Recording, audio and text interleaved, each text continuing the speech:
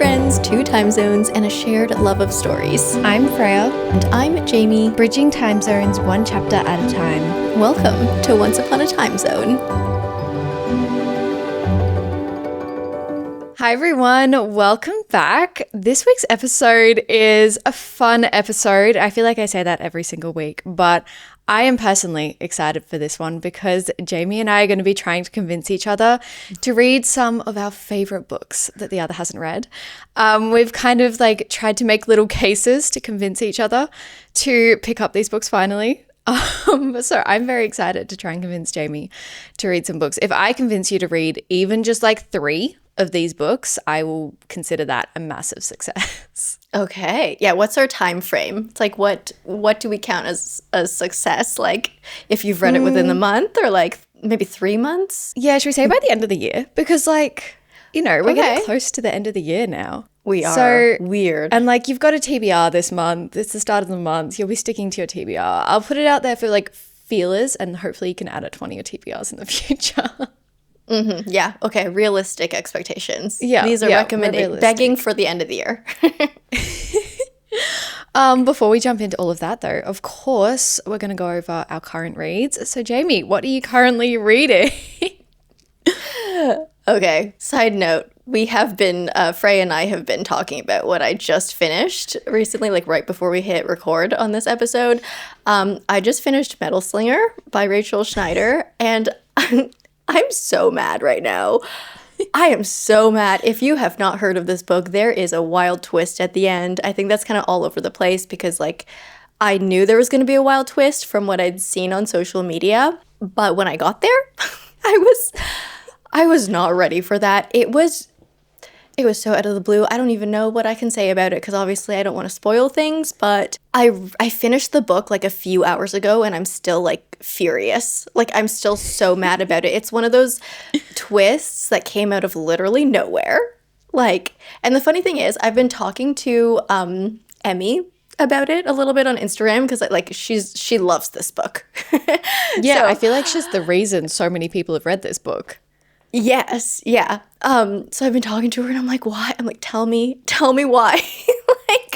What does this mean? Why did you like this twist? So I feel she's been quite successfully kind of talking me down out of this feeling of rage that I'm currently feeling.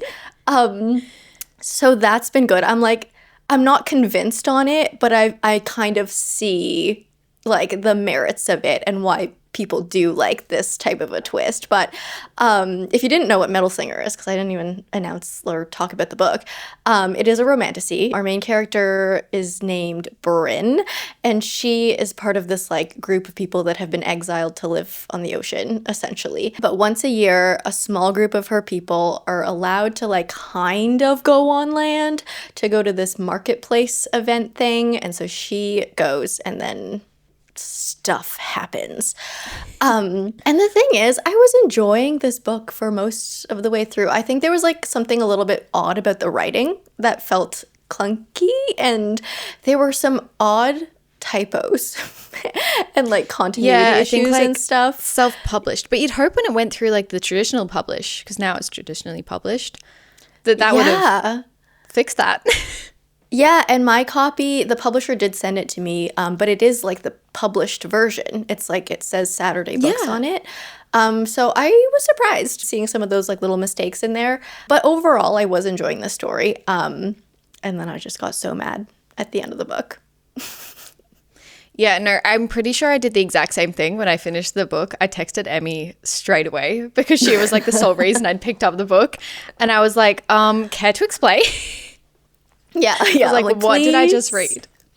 I need some clarity here. But I am picking up, I haven't started it yet. I've only looked at the map so far, but I'm picking up Immortal Consequences by Ivy Marie. It's a very pretty book. I've heard of that one.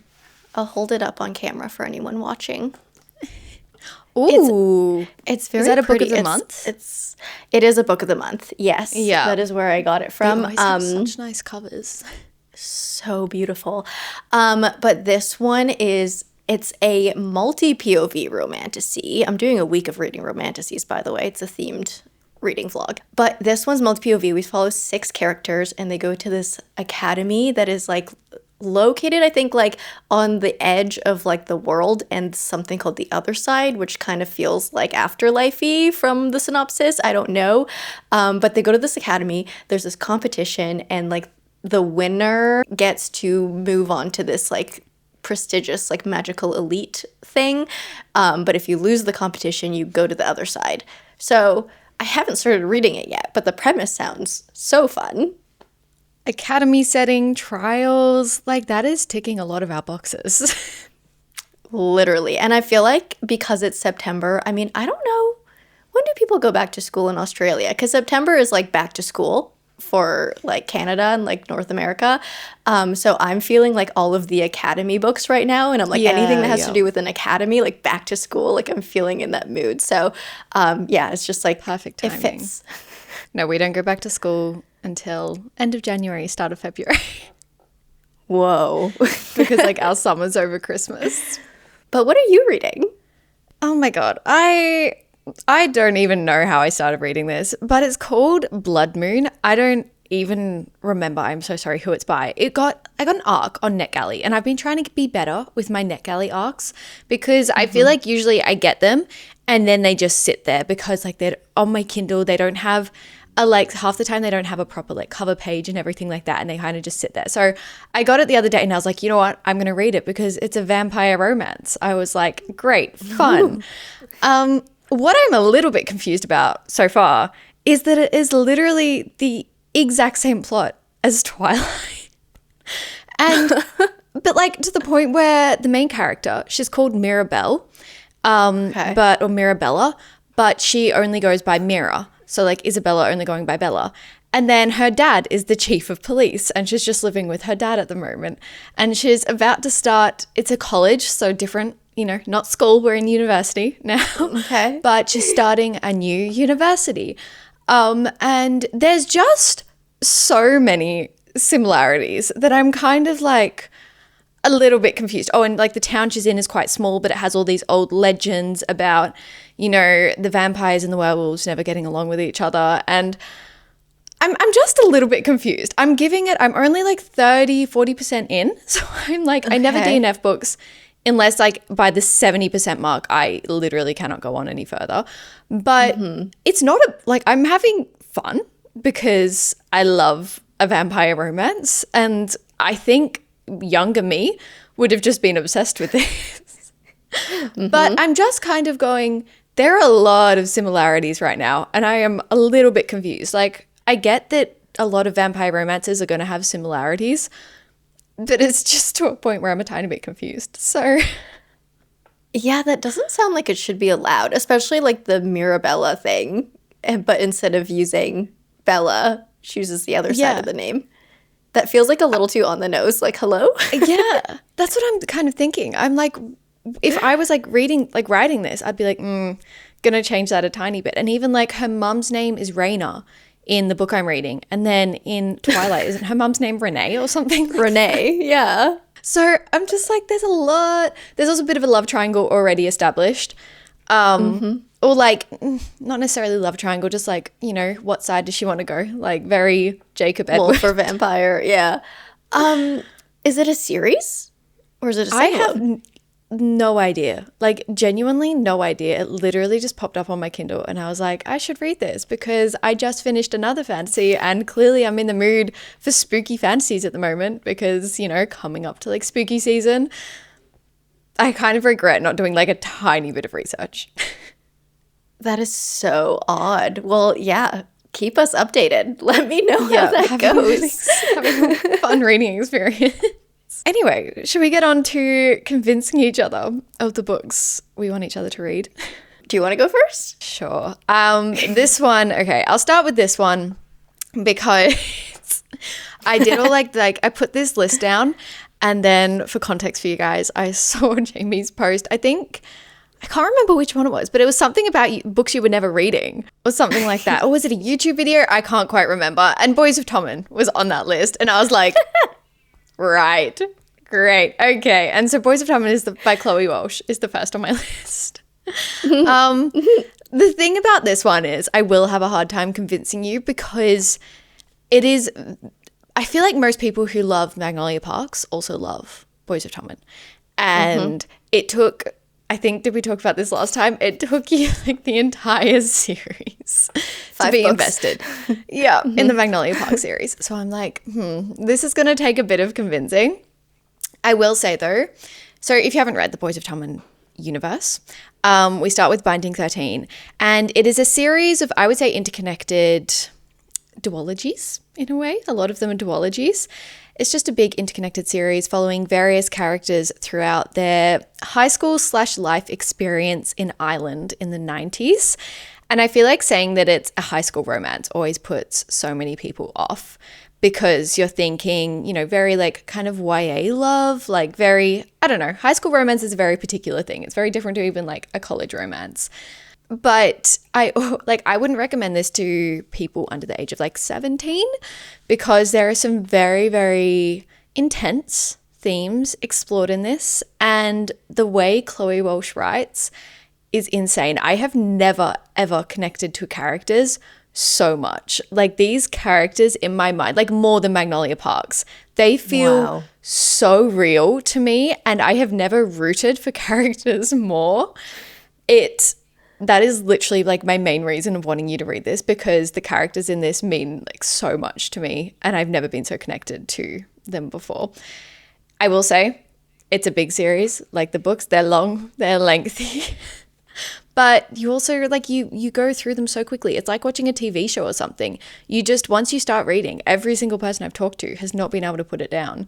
I don't know if that's the way she writes. I don't know if it's just very addictive characters as well, but you speed through it. And every single person I've convinced to read it hasn't regretted it.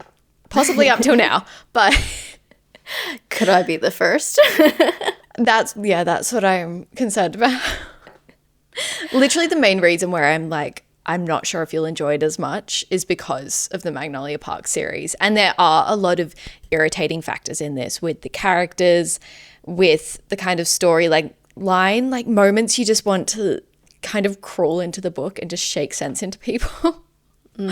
So I feel like with you that can go 50-50 because you loved the favorites and that was very similar. I did. I do love a toxic character. I do love like an insane storyline. But yeah, I don't know. It has to be done in a very particular way. And I think it has to be done in a way where you're not supposed to like the characters. If that makes sense.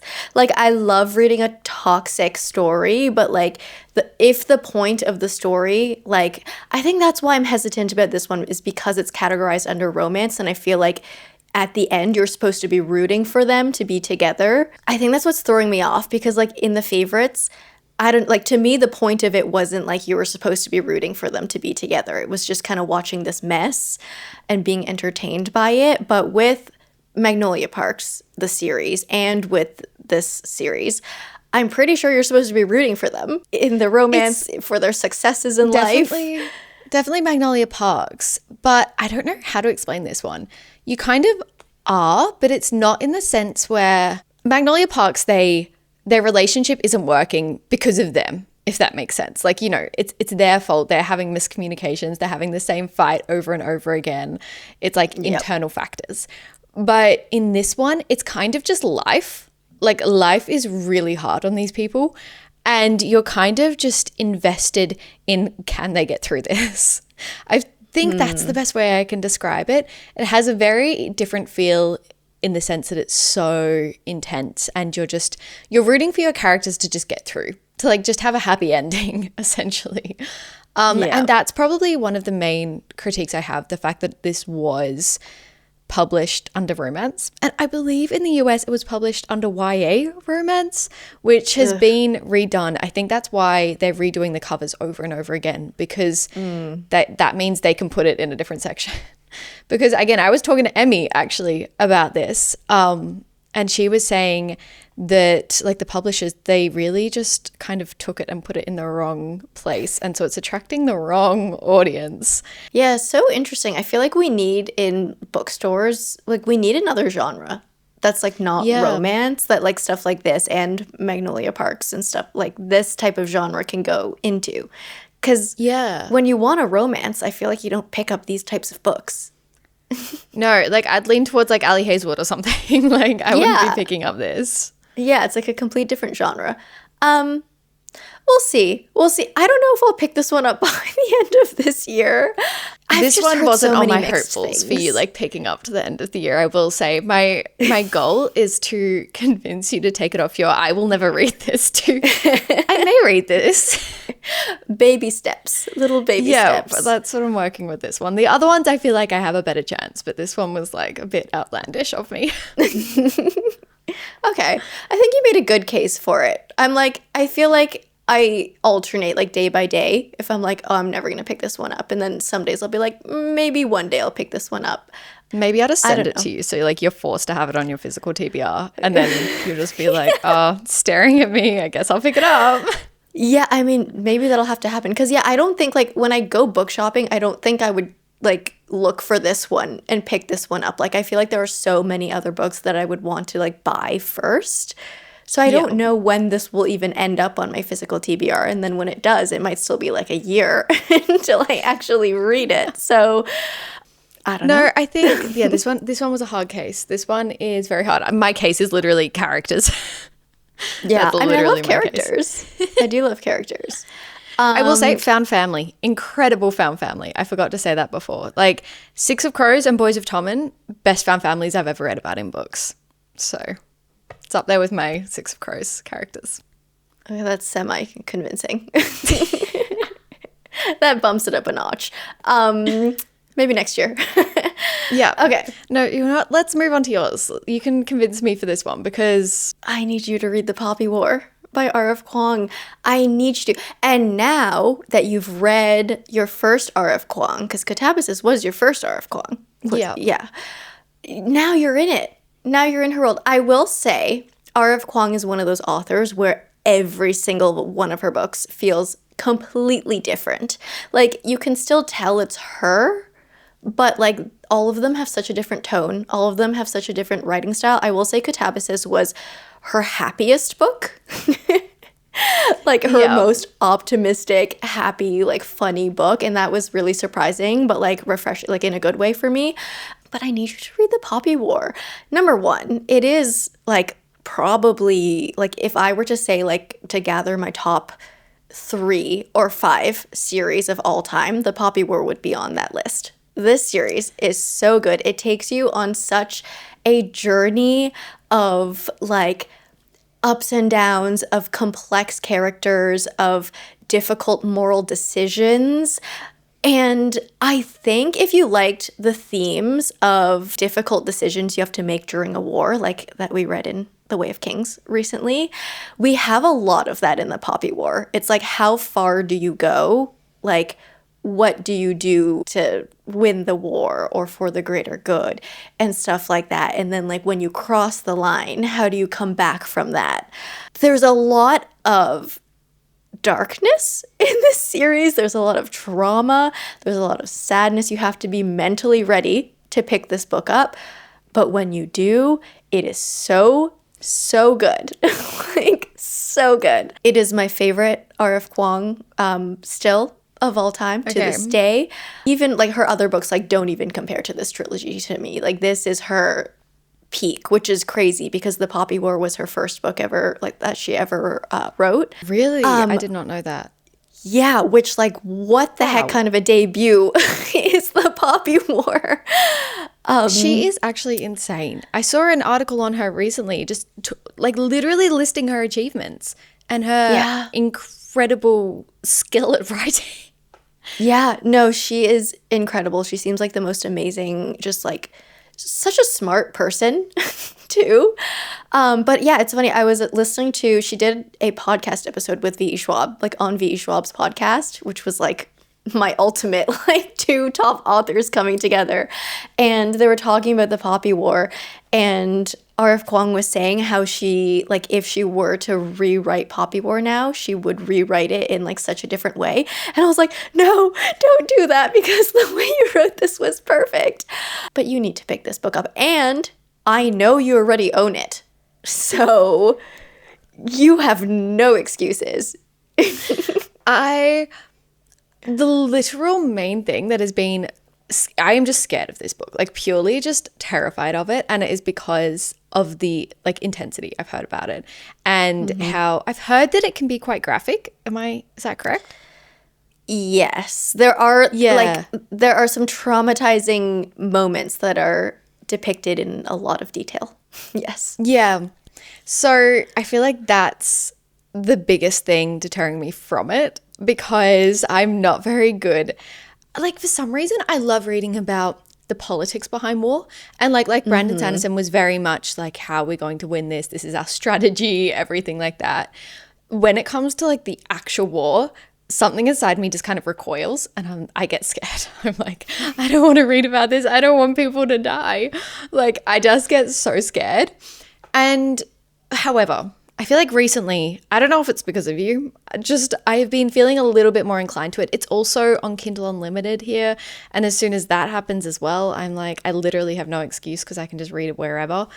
Because here, another reason, this is so petty of me, but the paperback is so not floppy. It's so hard and stiff. And that was like what tore me apart from Brandon Sanderson's books for a long time because they're just so... You can't bend them open. But then I was talking to you about this, I think. My partner started reading Mistborn. And so he's kind of he used to only read very contemporary fiction, nonfiction, everything like that. And so he's like started his, I don't know, fantasy journey, I guess. And we were in the bookstore the other day and he picked up The Poppy War. And he was like, oh my gosh, this sounds so good. And I was like, yeah, I've been meaning to read it for a long time. It's just really intense, apparently. And he's also a big history nerd. And so he's like, I'm going to read this. And so I was like, okay, well, I have to read it before you do. So now there's kind of like this little sense of urgency as well. I'm like, okay, I do actually have to pick it up soon. Well, this is your perfect sign to buddy read with him. It's a little bit slower than me, but... Well, fair enough. Okay, wait till he gets like halfway in and then you start it. Yeah. I feel like I should. It would be an experience. I'd probably be like, when I'm crying, he would actually understand why this time. Because usually when I'm crying, he's just like, what are you crying about? Characters on pages? I'm like, yes. That would actually be perfect because then you have each other to like mentally get through it together and to console each other and support each other through the entire journey. This is perfect. This is the perfect situation. I just have to actually be brave enough because I'm so scared. Yeah. Everyone send Freya courage. I'll go on to my next one, which actually originally was Metal Slinger, but clearly we'll just skip over. My job is done. I read it. My job is done. I succeeded. The next one is The Raven Scholar. I talked about this very recently.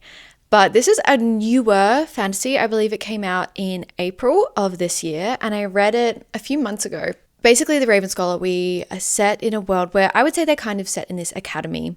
And every 24, specifically 24 years, there has to be a new emperor. And what's interesting is the emperor cannot be related by blood.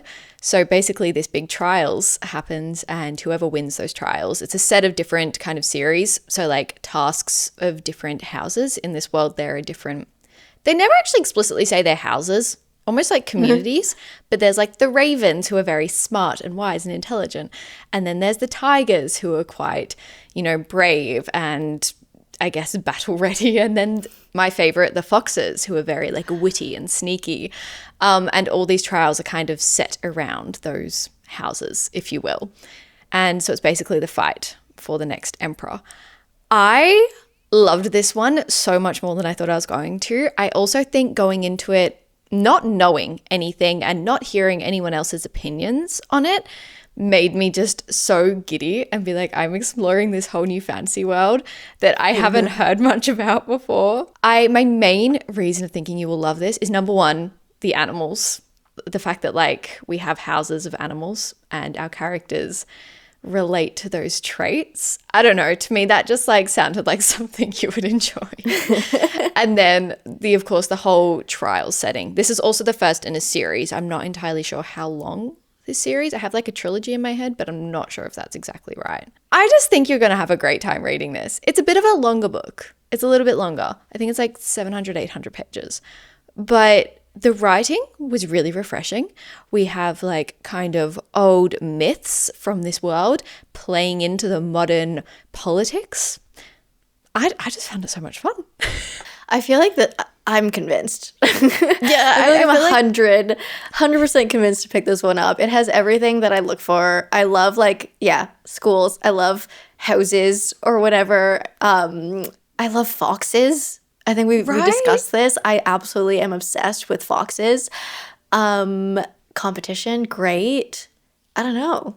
What is there not to love about this one? I just need to I keep saying I'm on a book buying ban, and it's like kind of a semi-book buying ban because I've been buying continuations of series, and then I've been like allowing my book of the months to continue. But the problem is this book was not on book of the month, so I didn't get there. So it's just a matter of like when I allow myself to unleash myself into the bookstore to be able to freely pick whatever book up that I want. I feel like this is quite high on my list. I think this, along with Silvercloak, which we also talked about recently, those two are very high up on my radar. Like, I really want to pick these up. They're both, that was actually at the very bottom of my list. I wasn't sure if we were going to get to it today, but I only just finished it. So I was like, I'll just add it quickly. I was like, in case we need to talk about it. But honestly, that one as well. I feel like I don't even need to convince you for that one though, because I think last episode you said that a lot of your followers and stuff have been saying that you need to read it. And I mean, it's got magic wands. Like, what else do you need? You say magic wands, I'm convinced. Yeah, I just need the like book shopping funds. Maybe for like Christmas. You're just like, okay guys, don't want a Christmas present, can you just like get me a book shopping experience? Yeah, the funny thing is I have like a book wish list, and every year for Christmas everyone's like obviously wants to buy me books, so I just send the wish list to my family so they know what I want. So definitely a possibility. That's such a good idea. I think you will really like both of these, honestly. They're very Jaime fantasy coded, I would say. They sound like it. I also heard The Raven Scholar being described as a book for Ravenclaws, and I was like, oh, that makes sense, yeah. Because it's very like, I feel like Raven's always associated with like the kind of more wise, intelligent, slightly introverted people. So, and I would say our main protagonist is very much that, which is also fun. Like, she's a very kind of keep to herself, but she wants to like, you know, help in quieter, less obvious ways, which is a nice change. You could kind of relate. Like, I personally related to her a little bit much. I was like, a little bit much, a little bit more is what I meant. I was like, yeah, that would be what I was doing in this situation. No, not running into battle, sadly. I'm convinced. Speaking of characters that are unique and go about things in a different way, the next book I need you to read is A Song to Drown Rivers by Anne Liang. Now, this book I feel like this book has slightly kind of become my brand, especially last year. It was a book that I was pushing on everyone. Like, every single video I made that was a book recommendation video, I talked about this book. I found a way to sneak it in, and every single person I have recommended this to has loved it, has read it and loved it. It is severely underrated. I think I haven't checked how many ratings it has on Goodreads in a while, but a few months ago I checked and it only had like 10,000 ratings on Goodreads still. So we need to push this book out. We need the world to read this book. It is so good. So this book is based on Chinese mythology. So we have mythology, and I know you love mythology. Yeah. We follow the real myth, like story of Zixi and Fan Li. Zixi she's known as one of the 4 beauties of ancient China, and Fan Li is a general of like the army, the military. He recruits her to sneak in, well, not really sneak in, kind of just infiltrate the enemy kingdom, seduce the king, and kind of like take them out from within kind of thing. So we have, first of all, this very interesting female protagonist who is not your typical female protagonist. She's never had combat experience in her life. She has just been known for being beautiful. That is like kind of all, like, she's grown up just thinking she's going to be beautiful, she's going to marry someone in her small village, and that's it. So she's coming into a very foreign environment, let's say, like in the story, and she has to learn how to navigate things. And the story is just so beautiful. It is a little bit heartbreaking. It's a little bit heartbreaking, but it's one of those beautifully like bittersweet endings. Beautifully written, beautiful writing, very descriptive, very like poetic type of writing. And what else can I say about this? I don't know. I just love it so much. No, I feel like you've done a very good job because as I said, I didn't say this. As you said, you have like been talking about it, but I feel like I haven't heard you talk about it in a while. I feel like you've laid back a tiny bit, probably just because you... Yeah. I felt people were getting sick of me talking about this book, so I stopped. It seems like we have kind of almost like the heist situation, like undercover heist type situation, which I love. Like I love an undercover secret identity type situation. I love that, and which is kind of what Silvercloak has as well. So, and I feel like I've been reading more books this year with that trope and just falling more and more in love with it. So just because it captures you and you're like, what is going to happen when they find out?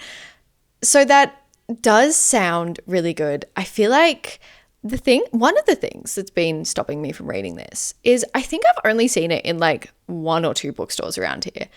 Like it's not one that you find on shelves everywhere. I've figured out. Okay, funny story. I think it was one of your book shopping vlogs like several months ago. I watched you walk right past this book and I saw it on the shelf behind you and I was screaming from, behind the screen as I was watching your vlog, which has already been filmed and edited. So like, it's not like I could just teleport back in time, travel to Australia and tell you to pick up the book. But I saw you walk past it. So it's somewhere. No, that is literally the shop I was thinking of. It's a smaller, like weirdly, it's a smaller kind of more independent bookstore. And that's the only place I've seen it.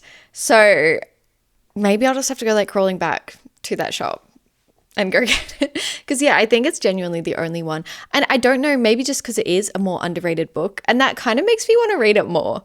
I like when books are a little less known, a little underrated. That makes me more excited.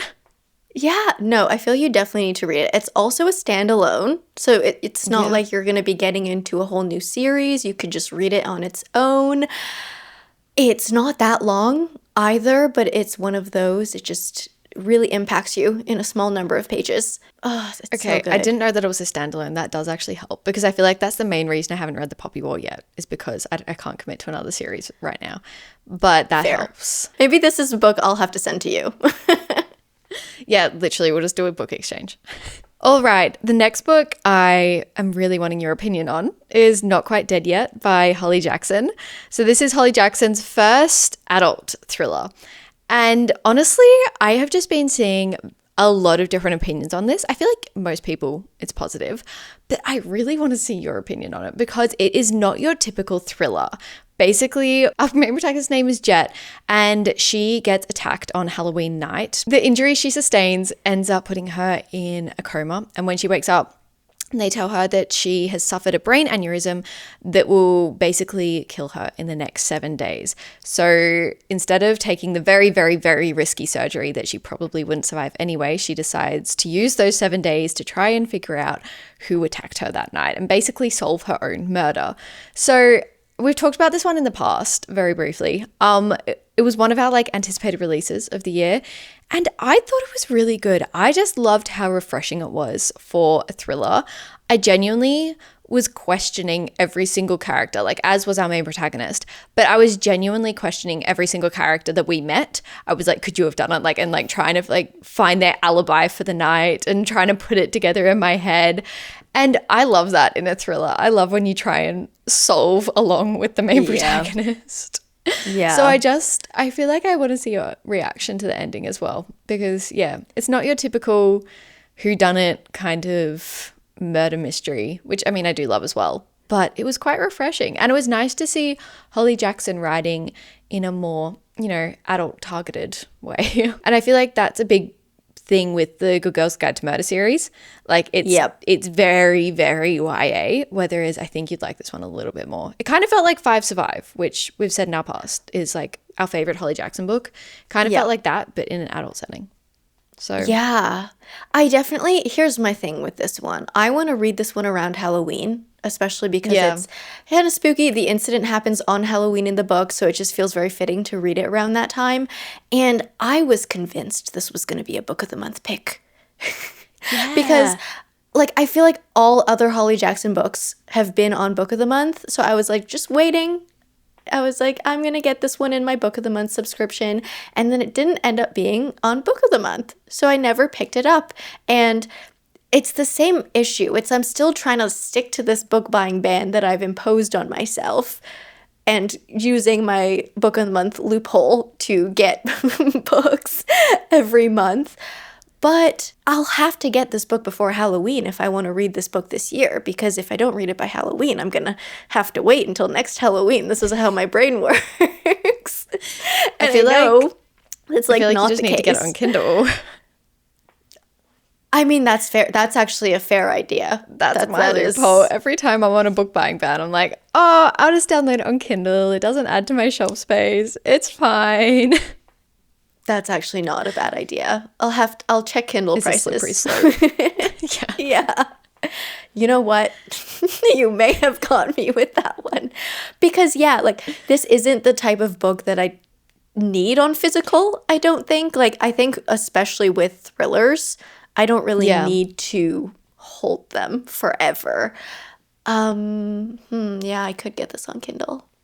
I'm the You've same. made I feel your like I'm the case. same with romances and thrillers. I'm like, Yeah. I'm just going to read them on Kindle. Fancy, I usually like to get in person, like have the actual physical book. But yeah, the other ones, they're Kindle. It's easy. Yeah. Okay, fine. Fine, you win.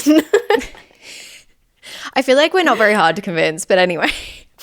Yeah, we're so easily swayed. Just like, okay, sure. It's like, all right, one thing I like about the book, sure. Yeah, You've got me. Yeah, we just get too excited about all books. Speaking Yeah. of, you need to read Project Hail Mary by Andy I feel like Weir. this doesn't need much convincing, since I've just been like on your journey, your reading journey for this book, and I've been sold by that alone, honestly. Yeah, I feel like I convinced you to read this in last week's episode when we were doing our current reads. I don't know, read this book. That's all I have to say. Do I need to talk about it? I mean, it's a sci-fi. I'm convinced. Honestly, I think, as I said last week, I'm not usually a sci-fi girl. I mean, you weren't until this year either. And this just sounds, another friend of mine has started reading it randomly as well. And I'm like, oh my God, Ooh. everyone around me is reading it. I need to read it. Yeah, I think there's like a getting lot. FOMO. There's a lot of reasons to read this one before next year because of the movie coming out in March as well. So you definitely want to read the book before you watch the movie. There's also the trailer out there that you can't watch until you've read the book. So if you're feeling curious and you're like, I want to watch this trailer, or if you want to like go to the movie theater and watch a movie, but don't want to be scared of this trailer popping up and you having to like plug your ears, cover your eyes. Yeah. You have to have this book read before the next time you go to the theater, or else you're going to be spoiled. The fact that you say that, I was literally in the movie theater 3 days ago, and I was so scared that trailer was going to come on.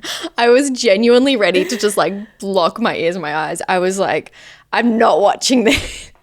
It didn't, thank God, it didn't come on.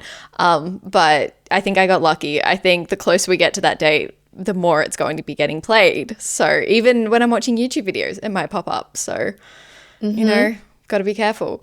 I will say, what I wanted to ask is, after reading the book, is the trailer giving? Like, do you reckon it'll be a good book to movie adaptation from what you've seen? I think so. Yeah, I was shocked at how much the trailer revealed about the plot, because a lot of this, because the plot centers around a protagonist who wakes up knowing nothing, and then you have to slowly piece things together. Basically, everything that happens in the story is a spoiler because of the nature of how like the plot progresses. But I think I was talking about this as I was reading the book. I was already hearing Ryan Gosling's voice in my head because I had already known he's the cast, and he is really good at doing these like quick little quips, like just funny little lines. And so every single funny thought or funny quote from the book I heard perfectly like in his voice, and just seeing the trailer solidified a lot of those like lines for me.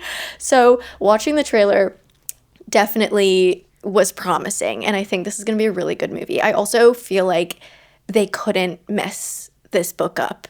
Like they just can't. I feel like they definitely had to put in all of their effort into adapting this one, especially because The Martian was quite a big success and was also a book to movie adaptation by Andy Weir as the author. I think they had a lot going for this one, and they had a big budget, and they just knew they had to make this one good. So I think the movie's going to be good. Okay, that's good. That all sounds very, very convincing. Yeah, and the book, so good. I have had a lot of people recommend the audiobook for this one to me, and I, even as a non-audiobook listener, I looked for it because of so many people that were like, you need to do the audiobook for this one. I don't care that you don't like audiobooks. The audiobook is amazing. I tried to look for it on Libby and could only find the Spanish version in my Libby catalog. So I didn't listen to the audiobook because I don't understand Spanish. Fair but enough. if you can if you can find the audiobook, apparently it's very good. And now after reading the book, I can see why it would be very good. I can't tell you why, but I can see why. Like there is a significance to that. I'll see if it's on Spotify as well, because obviously Spotify has so many audiobooks now. So I could just listen to it there. That would be really good. And I want to get into my audiobooks on my walks a lot more. I've been listening to podcasts, but yeah, maybe that's a good excuse. Yeah. Maybe that's your convincing factor. Yeah, it's like, the audiobook. Audiobooks. All right. The next one I would absolutely love for you to read is Torch Against the Night. This is the second book in the Ember Quartet. And I mean, what can I say? You've read the first book in this series, and I am just begging for you. There is another series I'm begging for you to continue as well in this list. But I just think you will love the second book. There was so many, it's a very much second book syndrome in the best way possible. You know, when the first book's very much setting up the world, you have one big kind of chunk of action that has a very good progression into the next book, and the next book's very much building off that action and going on a bit of an adventure, and you're kind of getting to know your characters on a deeper level and getting to know the magic system on a deeper level. Everything like that is in this book. And if you didn't know, I guess I'll explain what the first Ember in the Ashes book is about, because I just completely skipped over that. We are following our main protagonist, Lena. Her brother has recently been captured because he's part of the rebel force and taken into the kind of kingdom, the ruling center of this world. And to save her brother, she goes undercover as a slave for the captain, who is kind of known to be this very evil woman. And none of her slaves last more than a few weeks. They all either pass away or they just cannot last under her rule. So again, we have that undercover trope. I mean, I'm just always recommending the series, to be honest. I feel like it's really refreshing. It's very unique. I will say, I want to get a little bit more about magic system.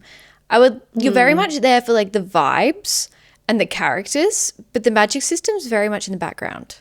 Kind of comes in a little bit in the second one, but it's very much a background piece. Yeah, like because I've only read the first book, obviously, but I just recently made that magic system video on my channel where I was talking about all the magic systems that I've read this year, and when I got to this one, I had to like pause because I was like, what? Was there even magic in this book? It's not very obvious. It's not very in your face. It's just kind of like in the background, but yeah, they're kind of, I mean, there's like those magical masks in this one. That was like the first thing that came to mind. And then there are those creepy magical beings. They're not like creatures. They're kind of more like people, but they're magical beings that kind of like prophesize or foresee things. Yeah. I don't know how to describe them, but that's kind of all the magic that there was in the first book. And I'm sure it expands a little bit in the second book, as you're saying. But yeah, there wasn't that much. It does expand in the second book. Like, we kind of have added elements to it. You know, it's not like, oh, suddenly we have like this burst of this is the magical world we're in. I feel like, I don't know if it's about the rest of the series. I'm literally about to start the next one after my read. But I know, I'm very excited. But I feel like at the moment, it's very much like magical factors in this plot rather than magic being like a massive part of it, if that makes sense. This one actually almost made it to my September TBR.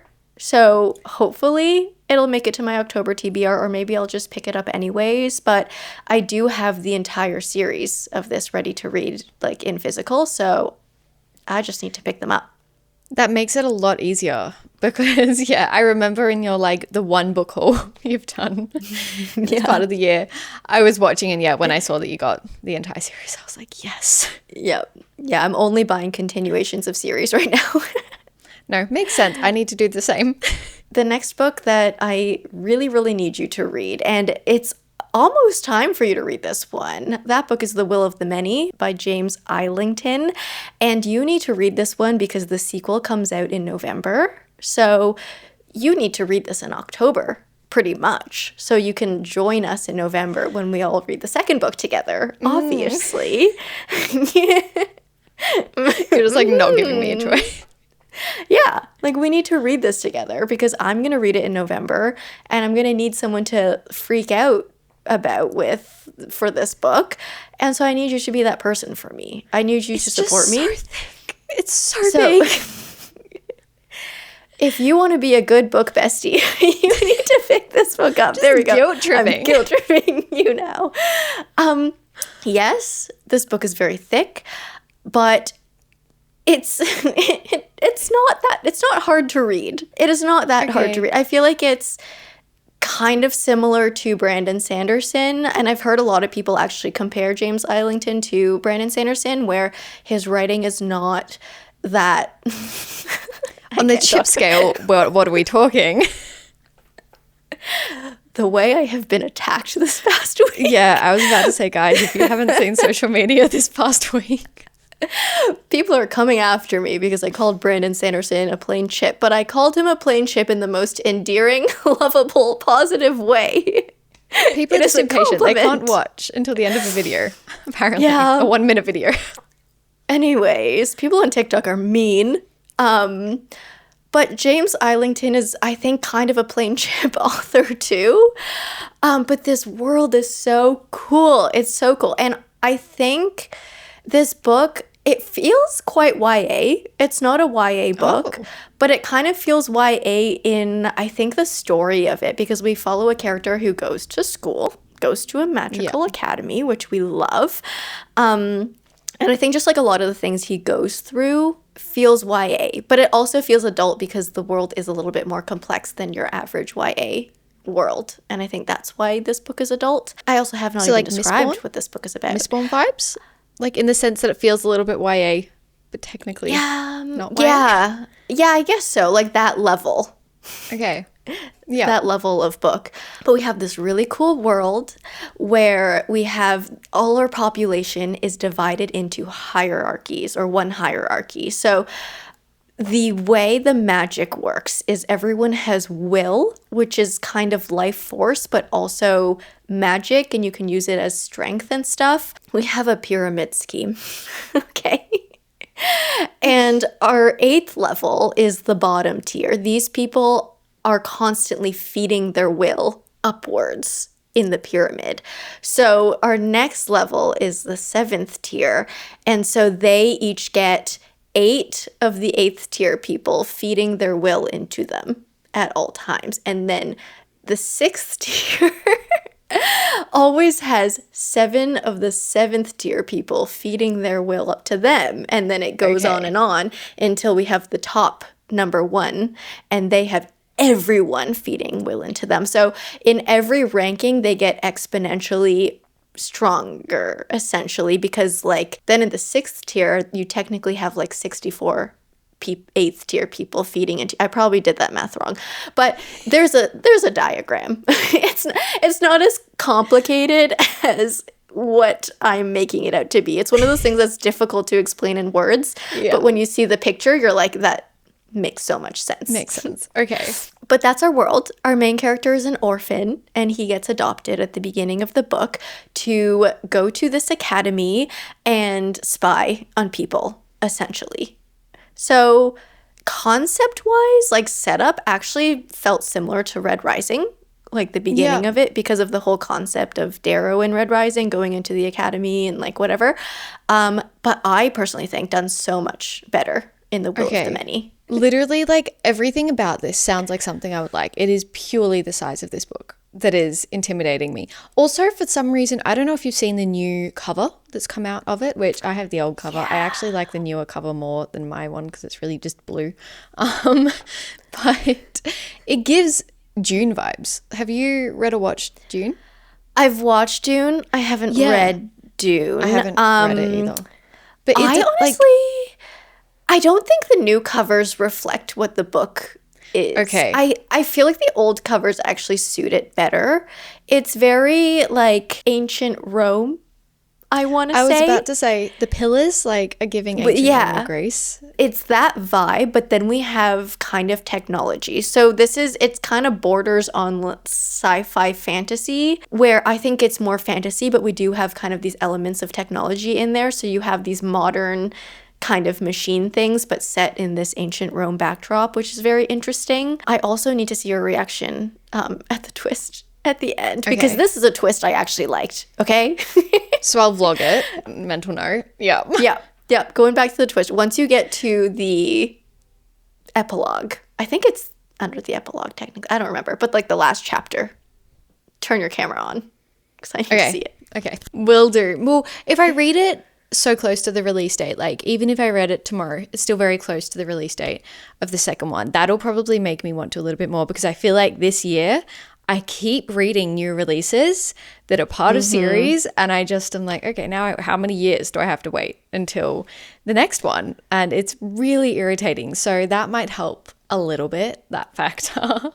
Yeah, the second one's about to come out, and also the second one came out pretty much like the year after the first one came out. So yeah, I mean, we like that if he does the next one, it will likely hopefully come out next year, and then that'll be a completed trilogy, because it's only going to be a trilogy. So almost complete. Okay. I'm a little bit more convinced. I'm still terrified, but a little bit more convinced. All right, we have one more bonus that I need Freya to read desperately. This one's kind of a 2-in-1.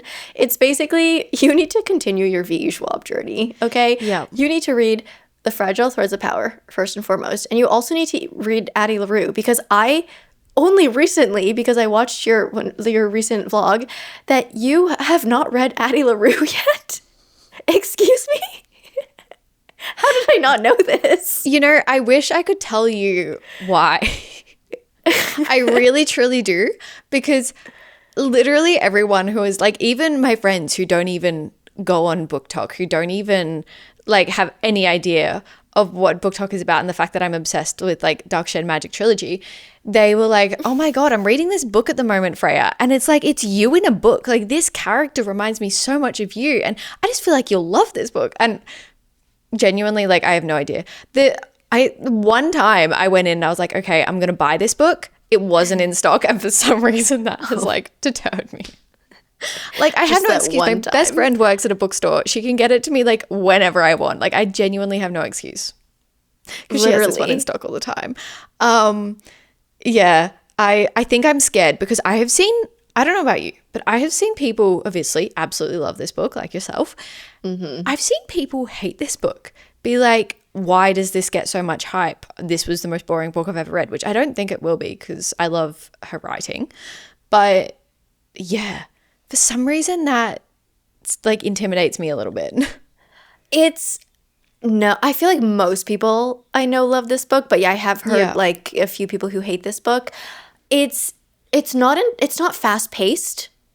Maybe that's what people don't like, because we follow Addie like spanning thousands, I want to say, of years. It's like a very long-lived life. That is the premise of the book. I feel like I don't need to describe the premise, because almost everyone in the world has read this except for you, apart from me. Yep. So I'll take it. It's not entirely fast-paced, but it's so moody. It is so beautiful. You really feel for Addie, and it's also a book that I want to reread. So maybe we could read it together, because it's been one that I read this book like 5 years ago, maybe, like when it came out. And I know I love this book, but there are so many details about it that I feel like I've forgotten now. So I want to pick it up again, and I want to read it again because I want to experience it all again, and I want to remember those details that have left my mind after reading like hundreds of books after this one. I don't even know how to describe it. It's kind of more like a historical fiction, almost. Yeah. I've heard it compared to like Divine Rivals in a sense. Like in the sense of like magical elements, historical fiction, like, you know, not necessarily full on fantasy, like I guess a lot of other V. Schwab books. Yeah, but you know the premise of it, right? Like, you know the idea of it? Okay. It's hard to avoid. Yeah. Like as long as you know that. I think you would love this one because I love this one. Yeah, no, I do think I do. I think I just need to get it on my bookshelf, and then once it's on my TBR, I'll be a lot more inclined. I actually, like, it's hilarious that we're doing this video now because I'm going book shopping this weekend. I've been, like, waiting for this. I've been, like, getting all my list together of, like, what I want to buy. I don't want to tell you all of them, but a lot of these books you've been talking about are my book shopping list, because I'm just like, these are books that I've been avoiding. Do you just have books you avoid for absolutely no reason? Like, you can't even explain why you avoid them. That is literally what, even Fragile Threads of Power as well. To be fair, I didn't actually know that the Dark Shade of Magic series continued when I was originally reading it, and it wasn't until I think the beginning of this year that I saw it in the bookstore, and I was like, hang on a second, like, we have another book. I think because it was obviously a more recent publish, and it was the big paperback published, and then it kind of went out of print just for like a hot second, and to get the small paperback published. So now it was like back in stock in the small paperback, and I was like, oh, I like didn't realize this was part of the series. So I do need to read that one. That's just one of the books I haven't gotten to yet because I mean, I loved that trilogy. That was a perfect trilogy. Yeah, it was perfect. And the Fragile Threads of Power just continues it. It said, I think, like 6 or 7 years after the series, like the original trilogy. And we follow some new characters, but most of the characters are the same ones in Darker Shade of Magic. So, like, we have Kel back. We have Lila back. We have, like, Ree. Is it Ree or Rye? I don't know. I don't know how to say it. I think it's Ree. I think I've heard V. Schwab say Ree in my head. Yeah. We have Ree back. We have Luke back. That's exciting. We have we have, oh no, I don't want to say. We have another character back that is a very interesting character in the Shades of Magic trilogy, and they are back too. So yeah, you need to pick it up. And V.E. Schwab is currently writing the second book to the Fragile Threads of Power series. So I did not know that. More of them are coming. That's very exciting. I did not know that. Yeah. So if you want to go back to Red London or White London or Grey London or Black London, maybe you don't want to go back to Black London. I want to go back to all of them. Well, maybe not Black London, but I want to go back to everyone else. All of the Londons. Then you have to read this one. I think you'll love both. I think you'll love Addie. Addie, I think, is also a book written for a book lover because there is quite a bit of like bookshop and book stuff in it too. And I think you would also just love Addie as a character. I think you'd really like feel for her. Yeah. Okay, so like out of all the ones that you've talked about today, do one of those make the like top, you need to read this immediately? All of them. All of them. No, you can't say that. There are things about, like, I feel like the Poppy War I've been trying to get you to read for the longest. That's been a while. Yeah. A Song to Drown Rivers is the book that I just want to recommend to everyone, and I need to spread the word. So I need you to read that one. Project Hail Mary is one that is kind of time pressing because you don't want to be spoiled in the movie or the trailer. The Will of the Many, the second book is coming out in like 2 months. You have very good reasons for all of them. Yes. So you have to read this one. And then The Fragile Threads of Power, you need to read because V. Schwab's currently writing the next book and you also already love the Shades of Magic world. So, I mean, obviously, like, why not continue? And Addie LaRue, you've had 5 years. Yeah, that one I have absolutely no excuse for. Like, that one I genuinely just am like, what have I done? What have I read in these past 5 years if it has not been that? Are you even a reader? I know. It's like there's like, you know, the core 3 or whatever. Okay, well, I mean, I've definitely been convinced of a lot of those books. I just need to get over my fear and actually just read it and like prioritize my TBR clearly. Yeah. Out of my list, what is your top one for me? Look, I want to say, I wish in alternate reality, Boys of Tommen, but I want to say Silvercloak and The Raven Scholar, I feel like you'll enjoy the most. I think they're the ones that just scream like Jaime in a fantasy book. Like, I think you'll love them. Yeah, I'll have to pick those ones up. All right, but I think that brings us to the end of today's episode. Yeah, that was some good convincing on both of our parts. We just ramble a lot. I'm definitely convinced. But if you are still here listening, here to the end, thank you for listening wherever you are in the world or whatever time zone you're in. Until next time, stay comfy and keep reading. Don't forget to subscribe and follow us on socials for more bookish content. Bye. See you next time.